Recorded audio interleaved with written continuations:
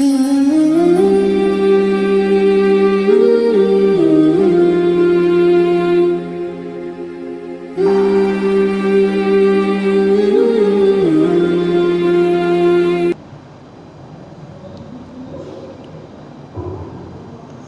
kita lanjutkan kajian tafsir kita masih di surah Al-Baqarah ayat 177.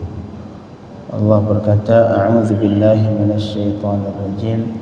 Bismillahirrahmanirrahim. Laisal birra an tuwallu wujuhakum قبل المشرق والمغرب ولكن البر من آمن بالله واليوم الآخر والملائكة والكتاب والنبيين وآتى المال على حبه ذوي القربى واليتامى والمساكين وابن السبيل والسائلين وفي الرقاب وأقام الصلاة وآتى الزكاة والموفون بعهدهم إذا عاهدوا والصابرين في البأساء والضراء وحين البأس أولئك الذين صدقوا وأولئك هم المتقون. Masyaallah muslimin jemaah subuh dirahmati Allah. Ini ayat yang akan kita baca. Kata ulama tafsir, diturunkan ini ayat menyangkut orang Yahudi dan Nasrani, karena kata Nasrani bahwa kebaikan terdapat dalam menghadap arah keluar matahari, yaitu masyriq. Itu kata Nasrani. Seseorang yang menghadap masyriq sudah selesai, baik. Makanya sampai sekarang kalau kita lihat Nasrani cuma ke gereja seminggu sekali doang, karena mereka menganggap sudah baik, menganggap menghadap gereja sekali dalam seminggu sudah cukup. Itu pun kalau ada seminggu, karena bagi mereka agama itu cuma sekedar satu sosial doang. Itu Nasrani. Jadi kata mereka bahwa semua kebaikan terdapat di ketika menghadap arah keluar matahari. Sedangkan Yahudi mengatakan annal birra fi istiqbali Baitul Maqdis. Sedangkan Yahudi menganggap dan mengklaim bahwa semua kebaikan terdapat ketika menghadap Baitul Maqdis. Selesai. Maka bagi mereka ketika menghadap Baitul Maqdis sudah selesai, sudah baik, ya, ahli surga sudah. Jadi bagi mereka itu untuk masuk surga mudah. Yahudi kalau pengen masuk surga hadap Baitul Maqdis, selesai. Oke, sampai sekarang mereka berusaha untuk merebut Baitul Maqdis, karena bagi mereka menghadap Baitul Maqdis di situ terletak semua kebaikan. Artinya bagi mereka menghadap Baitul Maqdis isi surga. Sedangkan Nasrani menghadap arah keluar matahari isi surga. Inilah perkataan Yahudi sebelum Allah bantah dengan ayat yang akan kita baca. Baru dari situ Allah turunkan ayat untuk membantah bahwa kebaikan cuma terdapat di situ. Jadi kata Yahudi, semua kebaikan terdapat ketika menghadap Baitul Maqdis. Seseorang yang menghadap Baitul Maqdis selesai, isi surga, sudah baik. Kata Allah Subhanahu wa ta'ala, laisal birra an tuwallu wujuhakum qibala al-masyriqi wal maghrib. Bukanlah semua kebaikan bahwa engkau palingkan wajah kalian dalam salat ke arah masyriq dan maghrib. Ini dalam Islam. Islam kata Allah, dengan menghadap kiblat doang ke arah masyriq dan maghrib ketika salat, apakah itu sudah semua kebaikan? Artinya dengan salat doang kita sudah pasti isi surga. Dalam Islam kebaikan bukan cuma itu. laisal birra an tuwallu wujuhakum qibala al-masyriqi wal maghrib. Bukanlah semua kebaikan bahawa engkau palingkan wajah kalian dalam salat, artinya qibala al-masyriqi, ke arah masyrik dan maghrib. Ini sebagai bantahan untuk perkataan Yahudi dan Nasrani. Terus bagaimana kebaikan dalam Islam? Walakinnal birra man amana billah. Ini syarat kebaikan dalam salat, dalam Islam. Dalam Islam, walau bagaimanapun baik itu orang, selama belum beriman, belum dianggap melakukan kebaikan. Apa? Karena syarat utama dalam Islam, semua kebaikan supaya diterima oleh Allah harus iman. Harus iman. Siapapun orang kafir, walau bagaimanapun dia bersedekah, infak, tanpa didasari oleh iman kepada Allah Subhanahu wa taala, maka tidak bermanfaat semua infaknya di hari kiamat, tidak bermanfaat. Jadi kata Allah, walakinnal birra, tetapi yang kebaikan itu man amana billah, adalah orang yang beriman kepada Allah Subhanahu wa taala. Itu yang pertama. Makanya jangan kita lihat bahawa kebaikan dalam Islam cuma yang dilakukan oleh anggota badan ini yang zahir. Islam sangat memperhatikan perkara hati. Islam sangat memperhatikan perkara hati. Makanya kalau kita lihat di hukum struktur Islam, yang pertama iman, yang kedua Islam, yang ketiga ihsan. Ini dua perkara, iman dan ihsan, ini dua menyangkut hati. Sedangkan Islam yang menyangkut perbuatan yang zahir, zakat, salat, puasa, haji, itu yang menyangkut anggota badan yang lain. Sedangkan hati cuma hati dua perkara. Yang pertama iman, itu hubungannya ke hati. Sedangkan satu lagi yang terakhir ihsan, itu hubungannya ke hati. Nah, satu yang menyangkut. Jadi 2/3 hubungannya ke hati, cuman 1/3 yang hubungannya ke anggota yang lain. Makanya dalam Islam sangat diperhatikan menyangkut tentang hati. Makanya kata Allah tadi, jangan kita seperti Yahudi menganggap bahawa kebaikan dengan menghadap Baitul Maqdis selesai, sudah baik. Tidak mau beriman, mau ingkar, mau beriman, semua sudah dianggap baik. Tidak demikian dalam Islam. Jadi yang pertama, syarat kebaikan dalam Islam, man amana billah, harus iman kepada Allah. Itu syarat utama. Seseorang yang belum beriman, walaupun dia salat, walaupun dia berpuasa, karena untuk menampakkan seperti orang munafikun salat. Mereka salat belakang Rasulullah, puasa bersama Rasulullah, semua mereka lakukan ibadat yang zahir bersama Rasulullah. Tapi hatinya tidak beriman kepada Allah. Ketika mereka meninggal, apa kata Allah? Wala tusalli ala ahadin minhum mata abada. Itu orang munafikun. Orang munafikun disebutkan di kisah Abdullah bin Ubay. Kisah Abdullah bin Ubay, ketua munafikun yang hatinya kafir, walaupun menampakkan iman kepada Rasulullah. Setelah ketika beliau meninggal, kata Allah, wala tusalli ala ahadin minhum mata abada wala taqum ala qabrih. Jangan sama sekali engkau salat kepada mereka, dan jangan engkau berdiri di kuburan mereka. Artinya jangan mendoakan mereka. Walaupun mereka ketika hidupnya mengatakan mereka beriman ke Rasulullah, tapi karena hati busuk tidak beriman, mulut doang beriman, hati tidak beriman. Ketika meninggal, Allah melarang Rasulullah untuk salat kepadanya. Jadi syarat pertama, amana billah, hati harus beriman kepada Allah Subhanahu wa ta'ala. Yang kedua, wal yaumil akhir, dan hari akhir, hari kiamat. Hari kiamat ini sesuatu yang gaib. Allah juga sesuatu yang gaib. wal malaikati, dan beriman dengan para malaikat. Ini para malaikat, kata ulama adalah ketika ulama mendefinisikan malaikat, mereka itu adalah makhluk yang terbuat dari cahaya. Makhluk yang terbuat dari cahaya, la yusafun bidzukurah wala unuthah. Mereka itu tidak bersifat dengan laki-laki dan perempuan.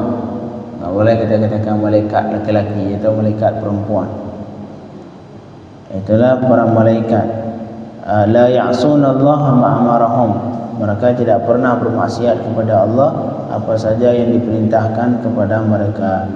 Itulah sifat para malaikat. Dan malaikat diberi kelebihan oleh Allah, diberikan kemampuan oleh Allah untuk berubah-ubah bentuk. Hari ini pengen berbentuk si fulan. Makanya Rasulullah sallallahu alaihi wasallam itu sering bertemu dengan Sayyidina Jibril dalam rupa Sayyidina Jibril berbentuk dengan rupa salah satu sahabat Rasul, yaitu Dihyah al-Kalbi. Dihyah al-Kalbi. Itu wal malaikati. Harus kita yakini tentang adanya para malaikat. Kemudian wal kitabi, artinya kitab Allah. Beriman dengan kitab Allah Subhanahu wa taala, kitab Taurat, Zabur, Injil, Al-Quran. Kita imani semuanya. Walaupun isinya sudah tidak berlaku. Kita harus meyakini bahawa Taurat benar, Taurat yang asli. Harus kita yakini bahawa Injil itu benar datangnya dari Allah Subhanahu wa taala, yang bahawa isinya semuanya benar. Walaupun untuk diterapkan sekarang sudah tidak berlaku. Karena kata ulama usul fikih, semua kitab yang terdahulu dinasakh oleh Quran. Jadi dengan diutus Rasulullah sallallahu alaihi wasallam, itu syarak man qablana, semua syariat yang dulu yang bertentangan dengan syariat yang berbeda dengan syariat Rasul, semuanya mansukh, dinasakh. Ya, arti nasakh, hukumnya tidak berlaku lagi. Hukumnya sudah tidak berlaku. Wal kitabi, dan kita harus meyakini tentang kitab yang diturunkan oleh Allah Subhanahu wa taala. Kemudian wan nabiyyin, dan mengimani dengan para nabi.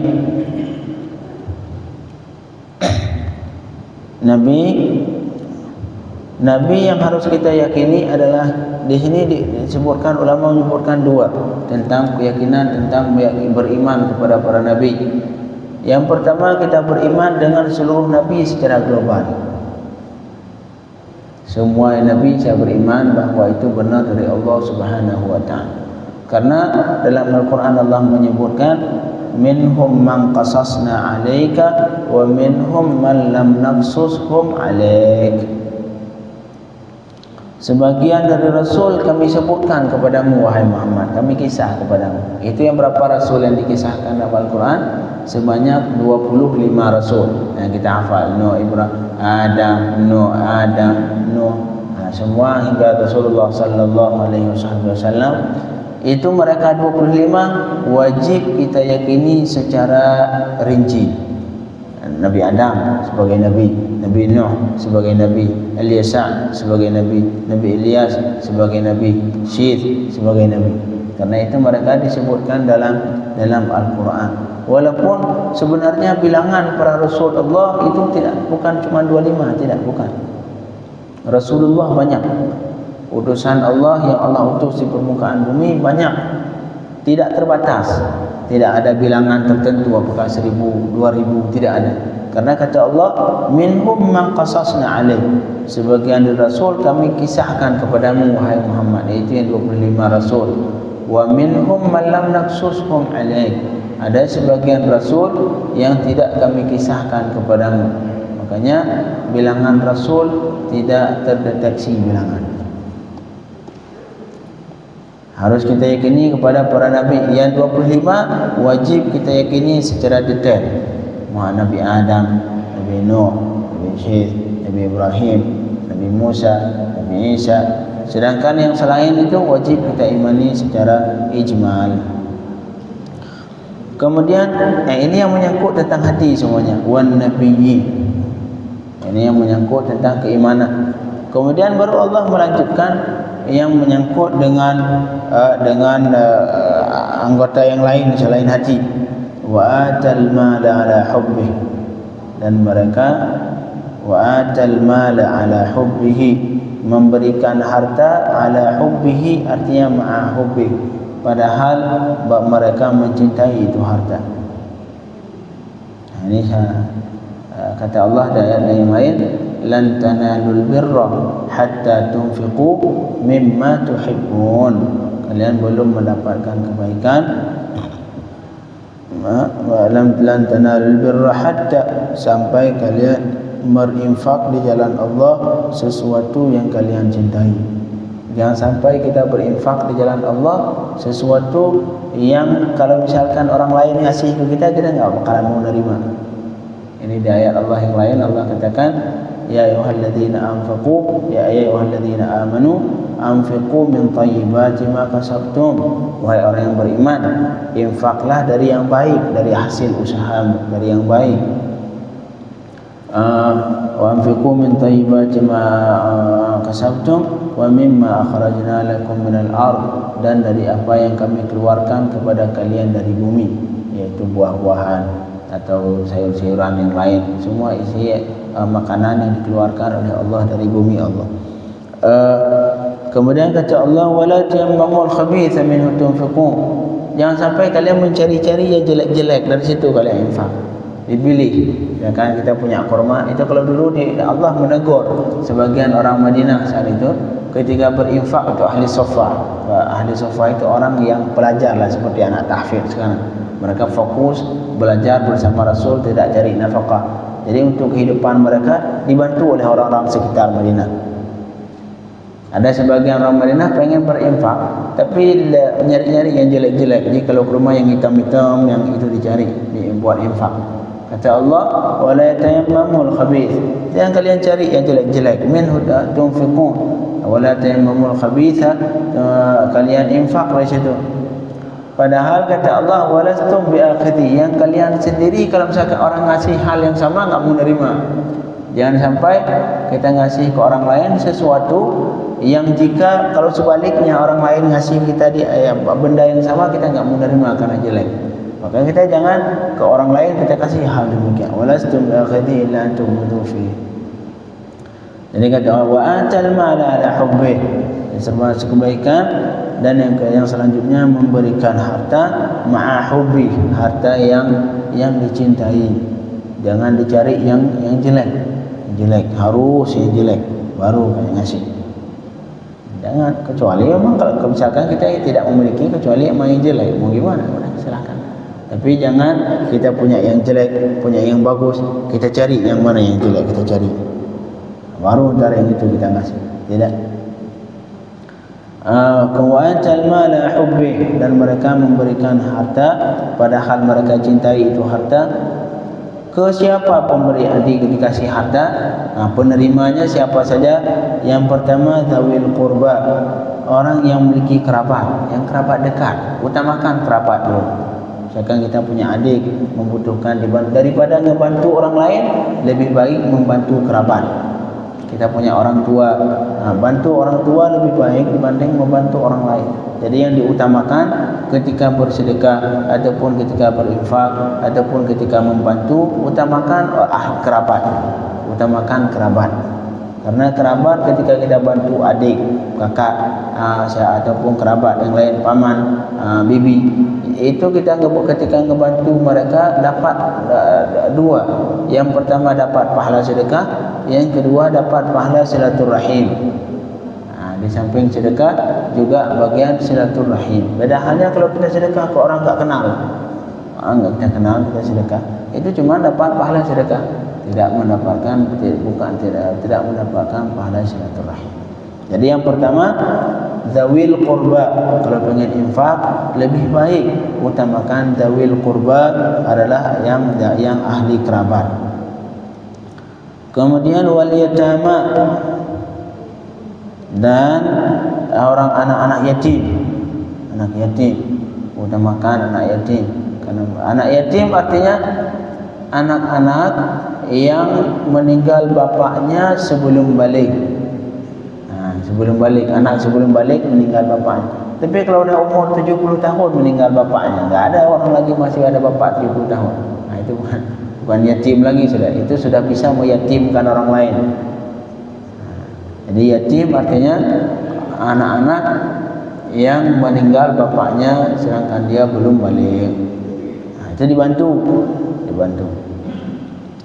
Kemudian wal masakin, ini yatama seperti ibu-ibu kemarin, masya-Allah, bulan Muharram. Masya-Allah. Semoga mendapatkan pahala yang dijanjikan oleh Allah Subhanahu wa taala. Kemudian wal masakin. Wal masakin artinya al muhtajin, orang-orang yang membutuhkan, yang membutuhkan, dibantu. Saling membantu sesama orang-orang yang membutuhkan. Ada orang yang membutuhkan. Cuma sekarang banyak penipu.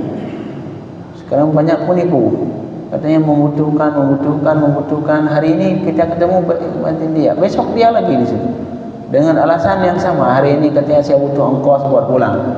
Entar siang kita ketemu lagi, butuh ongkos buat pulang. Sore ini masih di situ, ongkos buat pulang. Enggak pulang-pulang akhirnya.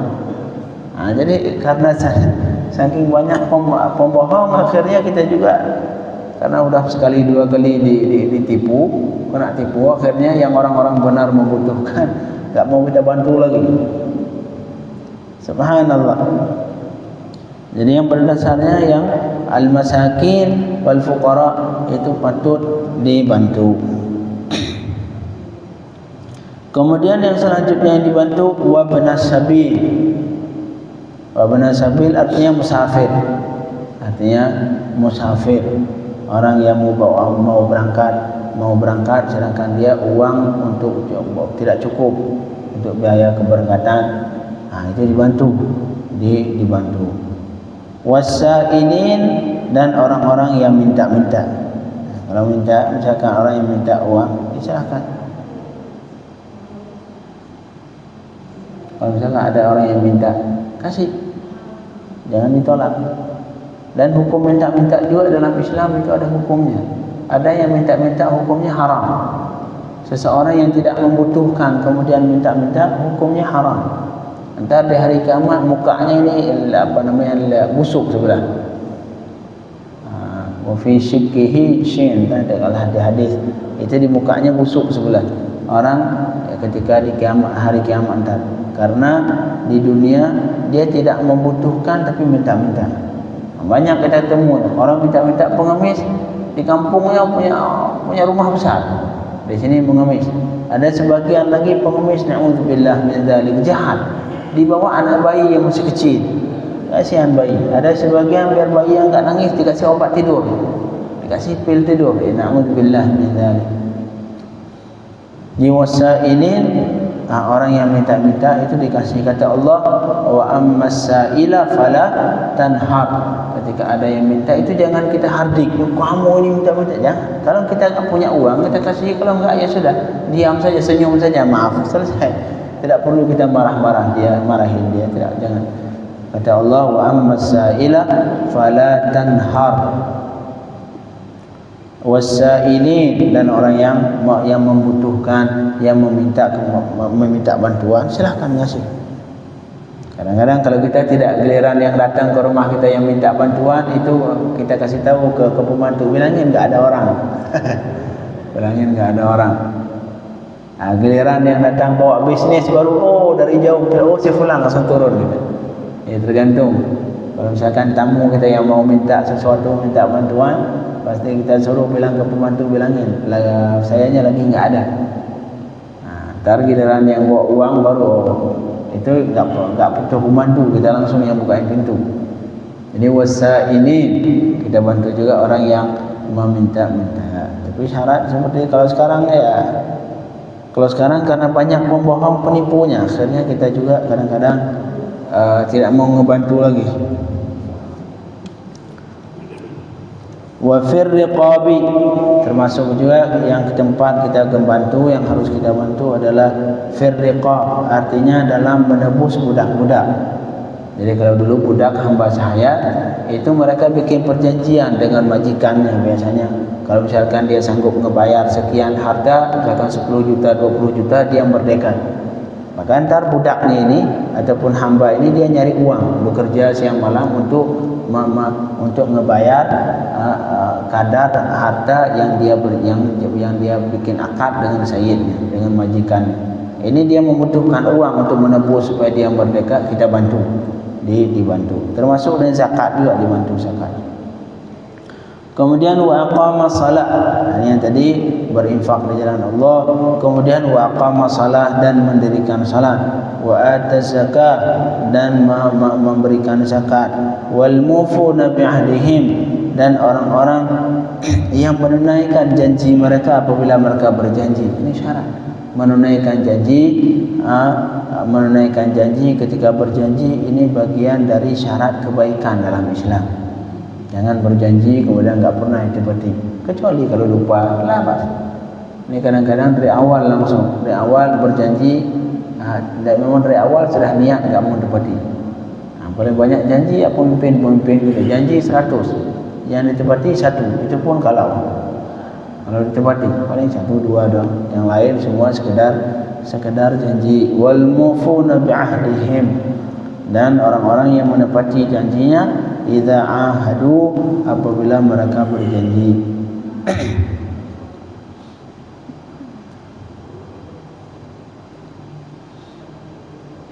Was-sabirina fil ba'sa dan orang-orang yang sabar dalam ba'sa'i wa dharra.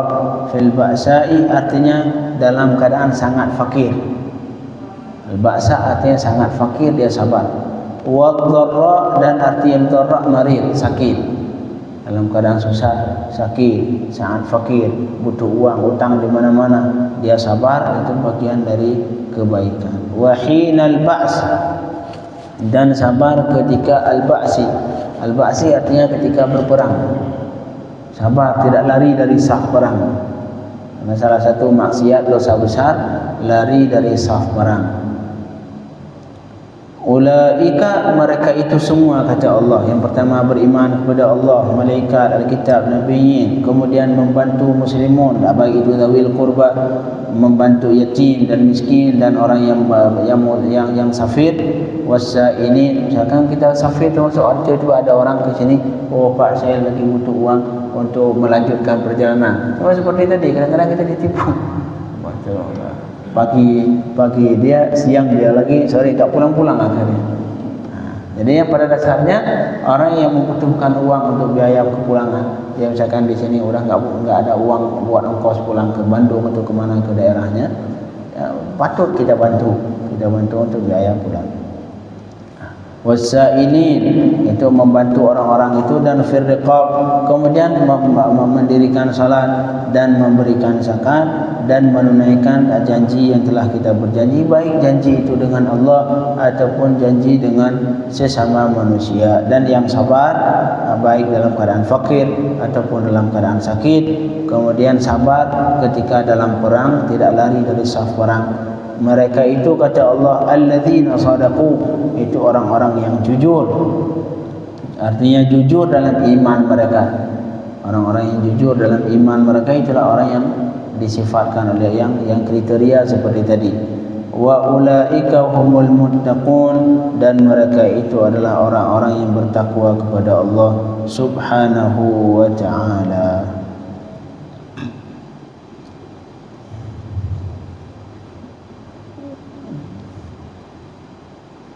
Mereka yang pertama orang yang jujur, dan mereka itulah orang-orang yang bertakwa kepada Allah Subhanahu wa ta'ala.